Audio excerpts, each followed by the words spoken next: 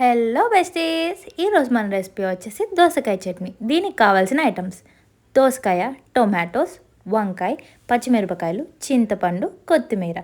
తరువాత టొమాటోస్, వంకాయ, పచ్చిమిరపకాయలు అన్నీ కట్ చేసుకొని పెట్టుకోండి. తర్వాత దోసకాయ కూడా సన్నగా కట్ చేసుకొని పక్కన పెట్టుకోండి. దోసకాయ చేదుగా ఉందా లేక తీయగా ఉందా చూసుకొని కట్ చేసుకొని పెట్టుకోండి. మేమైతే బీరకాయ కూడా వేస్తున్నాం ఇందులో. బీరకాయ అనేది ఆప్షనల్, మీకు నచ్చితే వేసుకోండి, లేకపోతే స్కిప్ చేయొచ్చు. మేమైతే వేసుకుంటున్నాము, టేస్ట్ చాలా బాగుండిద్ది కాబట్టి. తరువాత ఒక బాండి తీసుకుని 2 స్పూన్స్ ఆయిల్ వేసుకోవాలి.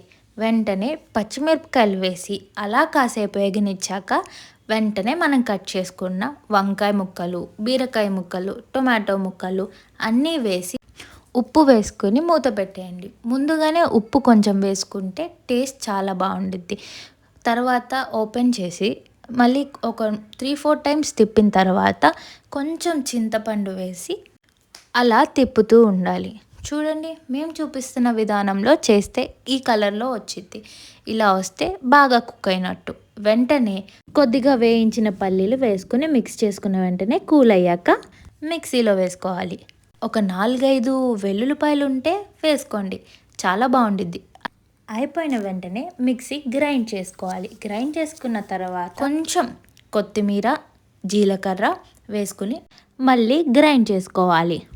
మేమైతే ఇలా మిక్సీ చేసుకున్నాం. కచ్చాబచ్చాగా కాదు, మరీ అని మెత్తగా కూడా చేసుకోలేదు.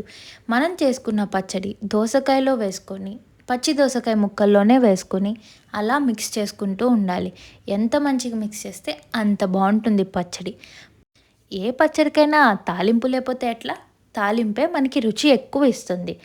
మనం కూడా తాలింపు వేసుకుందాం. అలా ఒక బౌల్ పెట్టుకొని కొంచెం ఆయిల్ వేసుకొని ఆవాలు, మినపప్పు, పచ్చిశనగపప్పు, జీలకర్ర, నేనైతే ఉప్పు మిరపకాయలు వేసుకుంటున్నాను. మీరైతే ఎండుమిరపకాయలు కూడా వేసుకోవచ్చు. కొంచెం కరివేపాకు వేస్తే ఆ స్మెల్లే ఉంటుందండి. మనం చేసుకున్న పచ్చడి తాలింపులో వేసి మిక్స్ చేసుకోవాలి.